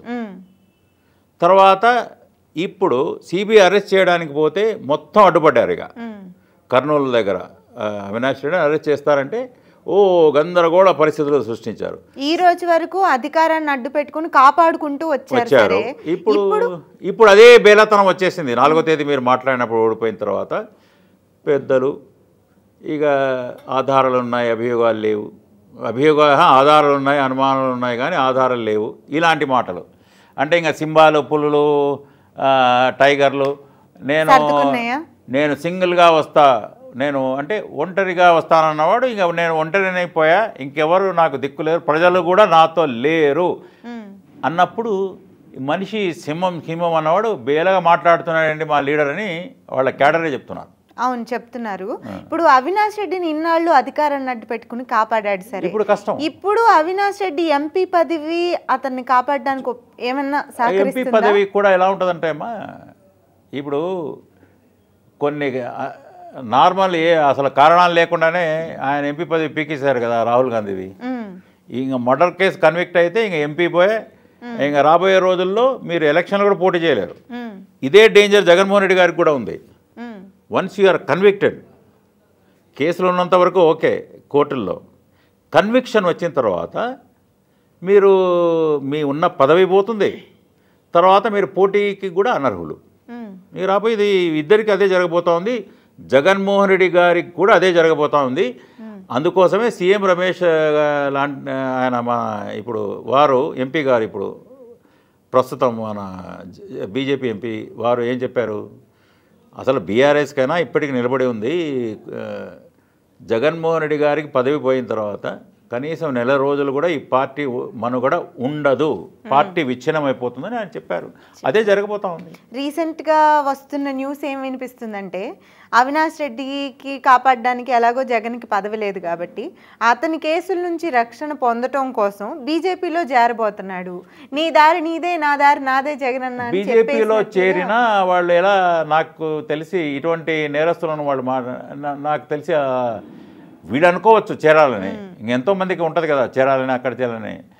వాళ్ళ అవసరం కూడా ఈ బీజేపీ పార్టీకి అవసరం లేదు. ఇలాంటి వాళ్ళని చేర్చుకొని వాళ్ళు ఆ నైతికత లేకుండా పోయారనే ప్రతిష్ట వాళ్ళు తెచ్చుకోరు. అది జరిగే పని కాదు. ఎందుకంటే ఖచ్చితంగా ఇప్పుడు వాళ్ళు దీంట్లో శిక్ష పడబోతూ ఉంది. శిక్ష పడిన వాడికి పదవి పోతుంది. రాబోయే రోజుల్లో ఇక వీళ్ళు ఒకవేళ ఎవరైనా పార్టీలో చేర్చుకున్నా వాళ్ళ పరువు కూడా పోతుంది, పరువు పోతుంది. అనైతికంగా ప్రజల ముందు మాట్లాడలేరు కదమ్మా. ఇప్పుడు అది మామూలు ఎవరినైనా క్రిటిసైజ్ చేసిన వాళ్ళను, నన్ను ప్రతిపక్షంలో ఉండి సరే ప్రజాస్వామ్య పద్ధతిలో క్రిటిసైజ్ చేసిన వాళ్ళను ఆహ్వానిస్తారు. బాబు గారు కూడా ప్రత్యేక హోదా టైంలో విభేదించారు, అంతేగాని మర్డర్లు చేసిన దానికి వాళ్ళు సపోర్ట్ చేయరు. ఒకటి ఇక కొన్ని వ్యవస్థలు ఏదైనా ఉన్నారు కాబట్టి పొత్తులు ఇదే చెప్తున్నాను నేను. 5 ఏళ్ళు ఎలా కాపాడుకున్నారు వ్యవస్థ, ఈ కొన్ని ఈ ఇన్స్టిట్యూషన్ సంస్థలు ఉన్నాయి కదా, సిబిఐ లాంటి సంస్థలు, వాళ్ళు కూడా ఏదో అలా కొన్ని చూసి ఉంటారేమో నజరందాజ్. ఇప్పుడు అది కుదరదు. ఇప్పుడు స్పీడప్ అవుతుంది ట్రయల్. మీకు జగన్మోహన్ రెడ్డి గారు ఇంక 19 నుంచి ట్రయల్కి వెళ్ళాల్సిందేనా? సుప్రీంకోర్టు గైడ్ లైన్స్ ఉన్నాయి. ఎవరి మీద అయితే కేసులు ఉన్నాయో ప్రజాప్రతినిధుల మీద పిల్ ఉందమ్మా, అది పబ్లిక్ ఇంట్రెస్ట్ లిటిగేషను. ఇంతవరకు ఎందుకు మీరు వీళ్ళకు విచారణ స్పీడప్ చేయలేదంటే, మాకు లా అండ్ ఆర్డర్ ప్రాబ్లమ్స్ ఉంటాయి, నేను ముఖ్యమంత్రిని, పోతే ఎంతో యంత్రాంగం మొత్తం కదలాలి, ఇక్కడ అనేక ఇంపార్టెంట్ విధులు ఆగిపోతాయి అన్నట్టుగా కోర్టుకు చెప్పుకుంటూ వచ్చారు 5 ఏళ్ళు. సరే కోర్టు వాడు కూడా ఏదో ముఖ్యమంత్రి, సరే ఇంకా ఎవరిదైనా అండదండలు ఉన్నాయేమో అని ఏదైనా వదిలేసి ఉంటారు. ఇప్పుడు ప్రసక్తే లేదు. విచారణ వేగవంతం అవుతుంది. 6 నెలల 1 సంవత్సరమా. ఇక తర్వాత ఖచ్చితంగా అది కాక ఫ్రెష్ కేసులు రాబోతున్నాయి. ఇక మీరు ఏది అన్నా ఓపెన్ చేయండి. అది ఇసుకనా, మద్యమా, తర్వాత బైజూ స్కామా, తర్వాత ఫైబర్ నెట్టా, తర్వాత మీరు మైన్సా, ఏది పట్టుకున్నా గనులా, evidences తో మీరు సహా. మైన్స్ డిపార్ట్మెంట్ మొత్తం, ఈ పెద్దిరెడ్డి గారి డిపార్ట్మెంట్ మొత్తం అవినీతిమయం. ఏ డిపార్ట్మెంట్ను ఓపెన్ చేసినా కుప్పలు తెప్పలుగా అవినీతి, అడ్డగోలు అవినీతి మీకు కేసులు రాబోతాయి ఎవిడెన్స్ తో సహా. విత్ ఇక సాక్ష్యాధారాలకు అసలు కనపడే సాక్ష్యాధారాలు ఉన్నాయి. కాబట్టి దీని నుంచి వాళ్ళు తప్పించుకోలేరు. ఇక రాబోయే రోజుల్లో పోటీ కూడా చేయడానికి వీళ్ళు అనర్హులుగా ఉంటారు.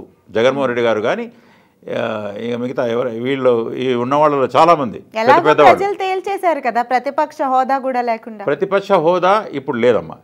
తర్వాత ఈ కేసులు ఎన్ని కేసులు ఉన్నాయంటే మీరు అన్నారు కదా ఇందాక, సాక్ష్యంతో సహా ఉన్నాయి. సాక్ష్యాధారాలతో కన్విక్ట్ అయినప్పుడు రాహుల్ గాంధీ ఇందాక చెప్పాను నేను, తర్వాత మళ్ళీ కోర్టు ఇది దీన్ని మీరు అనర్హుడుగా చేయడానికి వీల్లేదు, అదేదో చిన్నదాన్ని పట్టుకున్నారు వాళ్ళు. కానీ ఇక్కడ ఇంకా మర్డర్ కేసు కానివ్వండి, ఇది కానివ్వండి, తర్వాత ప్యాలెస్లు కానివ్వండి, అక్రమ ఇది కానివ్వండి, ఇప్పుడు వచ్చే ఇసుకలు కానివ్వండి, లిక్కర్లు కానివ్వండి, ఇక మీరు ఏది ఓపెన్ చేసినా, గనులు కానివ్వండి, తర్వాత ఫైబర్ నెట్లు కానివ్వండి, బైజూసులు, ట్యాబులు కానివ్వండి, ఇక మీరు ఏది ఓపెన్ చేసినా కేసులు వస్తాయి. పాత కేసులు ప్లస్ ఫ్రెష్ కేసులు. ప్రతి కేసులో మీకు కన్విక్షన్ రాబోతా ఉంది. వీళ్ళు దోషులుగా నిర్ధారించబడి వీళ్ళకి శిక్ష పడబోతా ఉంది. శిక్ష పడిన తర్వాత అనర్హులు పోటీ చేయడానికి. అవును, వీళ్ళకి అర్హత ఉండదు. నేను మీతో ఇందాక మాట్లాడినట్లుగా సునీతారెడ్డి, వివేకానంద రెడ్డి గారి హత్య కేసు విషయంలో అవినాష్ రెడ్డిని సపోర్ట్ చేసుకుంటూ వచ్చాడు. అవినాష్ రెడ్డి ఇప్పుడు తన కేసులు కొట్టివేయడం కోసం వేరే పార్టీలోకి వెళ్ళబోతున్నాడని వార్తలు వచ్చినాయని, ఈ విషయాన్ని స్వయంగా వీళ్ళు ప్రచారం చేస్తారమ్మా. అది లేదు సార్, ఈ విషయాన్ని స్వయంగా జగన్మోహన్ రెడ్డి నోటి నుంచే విన్నానని సునీతారెడ్డి చెప్పడం జరిగింది. గతంలో ఆవిడ వాళ్ళ అన్నను కలవడానికి వెళ్ళారంట ఈ హత్య కేసు విషయంలో. జగన్ని కలవడానికి వెళ్ళినప్పుడు అక్కడ సజ్జల రామకృష్ణారెడ్డి, కమిషనర్ ఎవరో ఒకరు కమిషనర్ ఉన్నారంట. అప్పుడు ఈవిడ కొన్ని పేర్లు పెట్టారంట, దానిలో అవినాష్ రెడ్డి పేరు మెన్షన్ చేయలేదంట. ఇది నేను చెప్తానండి, ఇది పొత్తు కుదరక ముందు వాళ్ళు ఆలోచన చేశారు అనేది అప్పుడు. ఇది ఇప్పుడు కాదమ్మా. ఇది ఇదంతా ఒక సుమారుగా ఒక మేబీ సంవత్సరం అయి ఉండొచ్చాము. లేదు లేదు ఊహించాడు జగన్. ఈయన ఏమన్నా అంటే లేదు, ఇతన్ని ఎక్కువ మనం లాగితే ఈ కేసును అతను పోయి బీజేపీలో చేరుతాడేమో, నాకు ఇబ్బంది, ఇతని ఇబ్బంది చూసుకున్నాడు ఆయన. అంటే వాళ్ళు మేము చేర్చుకుంటామని కానీ ఈయన అది మరి అది ఇంటర్నల్గా నడిచిన వ్యవహారం. ఇతని యొక్క ఆమెకు అలా చెప్పి పంపాడు డాక్టర్ గారికి, ఇలా చేరుతాడు ఏమో, మళ్ళీ మనకు చాలా అతను ఎట్లాగ ఇంకా పర్మనెంట్ అతని పేరు కానీ వచ్చిందంటే బీజేపీలో మళ్ళీ వాళ్ళకు కూడా ఎక్కడ వాళ్ళ ఫ్యామిలీ మెంబర్స్కి అది ఎంతవరకు పోతుందో తెలియదు. అది జగన్ గారికి హిట్ అవుతుందా, ఇంకా ఇంకా ఇంకా ముఖ్యమంత్రికి కూడా అది తగలొచ్చా, లేదా ఇక ఎంతవరకైనా వాళ్ళ ఇంకా మిగతా వాళ్ళు కూడా తగలొచ్చా అనేది ఆ కేసులో ఆయన మరి భయపడుతున్నట్టు లెక్క. అదే అప్పట్లోనే భయం ఉంది, అది ఉందమ్మా, ఇప్పటికీ ఉంది అది. అందుకోసమే ఆ సాకుగా ఆమెకు చెప్పాడు ఆయన. సరే అది ఉందా, ఆయనకు చెప్పాడా లేదా అది వేరే విషయం. కానీ ఒక భయం అయితే ఉంది. ఇందులో ఎక్కువ లోతుకు ఇన్వెస్టిగేషన్ జరిగితే అది ఫోన్ కాల్స్ కొన్ని వెళ్ళాయి, అప్పుడు ఆ ఫోన్ కాల్స్ ఎవరెవరికి వెళ్ళాయి, ఏ విధంగా వాళ్లకు తెలుసు, డెడ్ బాడీని వాళ్ళు మొత్తం కత్తి గొడ్డలి వేట్లను కూడా దాన్ని సర్ది బయటికి తీసుకొచ్చి పెట్టింది. తర్వాత ఎవరి అక్కడి నుంచి వచ్చిన ఆదేశాల ప్రకారం ఆ విధంగా చేశారు, గుండెపోటుగా ఎందుకు చిత్రీకరించారు, అది ఎవరెవరి హస్తం ఉంది, ఇందులో నాకు కూడా ఇబ్బంది వస్తుంది అనేది ఆలోచన లేకపోతే ఇన్ని రోజులు ఎందుకు నాన్సార్, ఎందుకు అంత వారిని సపోర్ట్ చేస్తారు? ఓపెన్ ఛాలెంజ్ చేస్తుంటే బయటకు వచ్చి సమాధానం చెప్పరే? ఓపెన్గా సపోర్ట్ చేస్తున్నారంటే భయం ఉంది కాబట్టి. రేపు పొద్దున దీంట్లో కూడా మిగతా కేసులతో పాటు ఈ కేసులు కూడా నేను ఇబ్బంది పడొచ్చునేమో అనే భయం ఉంది కాబట్టి, నేను నా కుటుంబ సభ్యులు కూడా వస్తుందేమో అనే లేకపోతే ఎందుకు అవును. అది చెప్పి ఉండడు. ఉమ్. అది నిజమా కాదా అనేది ఒక వదిలాడనే నా నా అనుమానం. అతను పోయి బీజేపీలో చేరుతాడు అనేది ఇక ఆమెను ఒక పక్కదోవ పట్టించడానికి, తనను తాను తనకు ఇబ్బంది రాకుండా చూసుకోవడానికి. చంద్రబాబు నాయుడు గారు సీఎం అయితే చాలామంది, నేను ప్రకాష్ రెడ్డి కావచ్చు, ముద్రగడ పద్మనాభం గారు కావచ్చు, మీసం గొరిగించుకుంటానని ఒకళ్ళు, లేకపోతే నా పేరు రెడ్డిగా మార్చుకుంటానని ఒకళ్ళు, కొడాలి నాని అయితే బూట్లు తుడిసి కాళ్ళ కాడ కూర్చుంటానని అన్నాడు, రాజకీయాలు వదిలేస్తానని అన్నాడు. ఇట్లా చాలా మంది ఉన్నారు. వీళ్ళ ఓవర్ కాన్ఫిడెన్స్ అనుకోవాలా లేకపోతే ఏంటి? ఇప్పుడు ఆయన వచ్చారు, రేపొద్దున ప్రమాణ స్వీకారం జరగబోతుంది, ఏంటి వీళ్ళ పరిస్థితి? మరి చేసిన వాళ్ళు ఇప్పుడు మళ్ళీ అలా. నాకు ముద్రగడ పద్మనాభం గారు అంటే గౌరవం, అందులో అనుమానం లేదు. కానీ ఎందుకో మరి ఆయన మరి ఈయన వ్యక్తిత్వం తెలియకనా, లేకపోతే సరే ఆయన మరి ఎవరో ఒక పోలీస్ ఆఫీసర్ ఆయన్ను గతంలో చేసినందుక అది చెప్పకుండా ఉండాల్సిందేమో. నేను రెడ్డిగా మార్చుకుంటాను, పద్మనాభ రెడ్డినే నేను అనేది పెద్దలు ముద్రగడ గారు చెప్పకుండా ఉండాల్సింది. రెడ్లు కూడా తీసుకోవట్లేదు, మాకు వద్దంటున్నారు. తీసుకోలేండి ఎట్లాగా. ఈయన అటువంటి వ్యక్తికి ఆయన వ్యక్తిత్వానికి తగని మాట అది. నేను ఎందుకో ఒక మాట ఆయన జారి ఉండవచ్చు, మంచిది కదా. కానీ తోపుదొది ప్రకాష్ రెడ్డి గారు నాకు కలిగ్గానే ఉండేవాడు, సహచరుడు. ఆయన చెప్పిన మాట వాస్తవం, నేను కూడా చదివాను. ఆమె పరిటాల సునీతమ్మ గారు గెలిస్తే నేను మీసం కొరిగించుకుంటా, ఆయన ఎవరో ఇంటర్వ్యూర్ అడిగాడు, ఆయన అడిగితే నాగరాజ్ అనుకుంటా, ఎస్ దీనికి కట్టుబడి ఉన్నారా మీరు, ఆన్లైన్ మీరు దీనిలో రికార్డ్ ఎస్ అన్నాడు. మళ్ళీ ఇప్పుడు ఏదో తప్ప ఇంకా మీరు కొడాలని. వీళ్ళు వ్యక్తిగత జీవితాలు, కుటుంబ సభ్యులను, తర్వాత మరీ ఒక అసభ్యకరంగా, తర్వాత సమాజం హర్షించని విధంగా, చీకొట్టే విధంగా, హర్షించడం కాదు, అది లాగడం అనేది. దాన్ని అంటే ఒక నాయకుడు జగన్మోహన్ రెడ్డి గారు అలా తిట్టేవాళ్ళను మీరు తిట్టేనే ఆయన సాటిస్ఫై అవుతాడనేది లీడర్లో ఉన్న అభిప్రాయం. అలా తిట్టమనేవాళ్ళు కూడా. అది నేను మిమ్మల్ని అడుగుదాం అనుకున్నా, మీరు సన్నిహితులుగా నిజంగానే ప్యాలెస్ నుంచి స్క్రిప్ట్ వస్తుందా వీళ్ళకి? స్క్రిప్ట్ ఒక ఆయన ఉన్నాడు, ఆయన కృష్ణమోహన్ గారు, ఎవరో జీవీడి కృష్ణమోహన్, ఆయన అందరికీ రాసిస్తున్నాడు. ఆయన కోటమిరెడ్డి శ్రీధర్ రెడ్డి గారు అసలైన పెత్తందారులు. ఆయన అనేవాడు, పెత్తందారులు ఒక పక్క, నేను ఒక పక్క అనేవాడు ఎప్పుడు. కానీ వాయిస్ ఆఫ్ ది వాయిస్లెస్ ఇప్పుడు అంటున్నాడు. కానీ పెత్తందారులు ఉన్నదే ఆయన చుట్టూ. అది సజ్జల రామకృష్ణారెడ్డి గారా, పెద్దిరెడ్డి గారా, ఐఏఎస్ ఆఫీసర్లను ఇప్పుడు అంటున్నారు. కేతిరెడ్డి వెంకటరామరెడ్డి ధర్మవరం గత ఎక్స్ఎమ్మెల్యే ఆయన అంటున్నాడు. జక్కంపూడి రాజా గారు అన్నారు. ఇంకా పనికి మాలిన ఐఏఎస్ ఆఫీసర్ మన గంటల కొద్దీ కూర్చోవడం కాదు, నిలబెట్టించేవాడు ఒక్క చిన్న ఫైల్ కోసం ప్రజా సమస్యలు అనేది ఇప్పుడు చెప్తున్నారు వాళ్ళు. ఇప్పటిదాకా సో పెత్తందారులు అనేది వాళ్ళు ఆయన చుట్టూ ఉన్నవాళ్ళు తప్ప ప్రజలు కానీ, గొంతుక లేని ప్రజలు ఆయన తమ గొంతు వినిపించడానికి ఆయన పోని పరిస్థితి. ఆ వాతావరణం అంచెలు సుమారుగా 1/2 డజన్ నుంచి 1 డజన్ అంచెలు దాటి ఎవరు వెళ్తారు? అంతేగా, ఎవ్వరు వెళ్ళలేని పరిస్థితి. ప్రజాప్రతినిధులు వెళ్ళలేని పరిస్థితి. ఒక సర్పంచ్కు చిన్న మురుగు కాలువ వేయడానికి కూడా ఆ నిధులు దారి మళ్ళించారు. ఇప్పుడేమో నేను బటన్ నొక్కాను అంటున్నారు. కానీ సర్పంచులకు ఎక్కడమ్మా? వాళ్లకు ఏదో వాలంటీర్ ఉంటే చాలు, నాకు ఐప్యాక్ వాళ్ళు ఉంటే చాలు అనే ధోరణి తప్ప ఈయన ప్రతిదీ ఒక్కరు కూడా గొంతుకు వినిపించలేకపోయారు. ఎస్సీ, ఎస్టీ, బీసీ, మైనారిటీ ప్రజాప్రతినిధులు వినిపించకపోయారు. గొంతుక లేని ప్రజల ప్రతినిధులు వినిపించగలరు, గొంతుక లేని వాళ్ళు అస్సలు లేదు. కాబట్టి అది గమనించి ఎవ్వరు కూడా ఆయనకు వ్యతిరేకంగా ఓటు వేశారు. మాకు కనపడలేదని ఇప్పుడు అంటున్నారు. పెత్తందారుల మాటలు వింటూ, చుట్టూ ఉన్న వాళ్ళ మాటలు వింటే మీకు ఎలా అర్థమవుద్ది? ప్రజలతో మమేకం అవుతే మీకు వాస్తవ స్థితులు తెలుస్తాయి, వాళ్ళ స్పందన తెలుస్తుంది. మీరు వాళ్ళను కలిసి, వాళ్ళను జిల్లాలో కాన్స్టిట్యున్సీలో వెళ్ళి మీ కనీసం మీ కార్యకర్తలతో ముందు ముద్దులు తర్వాత గుద్దులని టీడీపీ వాళ్ళు అదే కదా. ఇప్పుడు పాదయాత్ర చేసిన నాళ్ళు చేశారు, ప్రజలు ఓట్లేసి కూర్చోపెట్టాక ఇక మళ్ళీ ప్రజల్లో కనిపించలేదు. ప్రజలు వాళ్ళ కార్యకర్తలకు పట్టించుకోలేదమ్మా.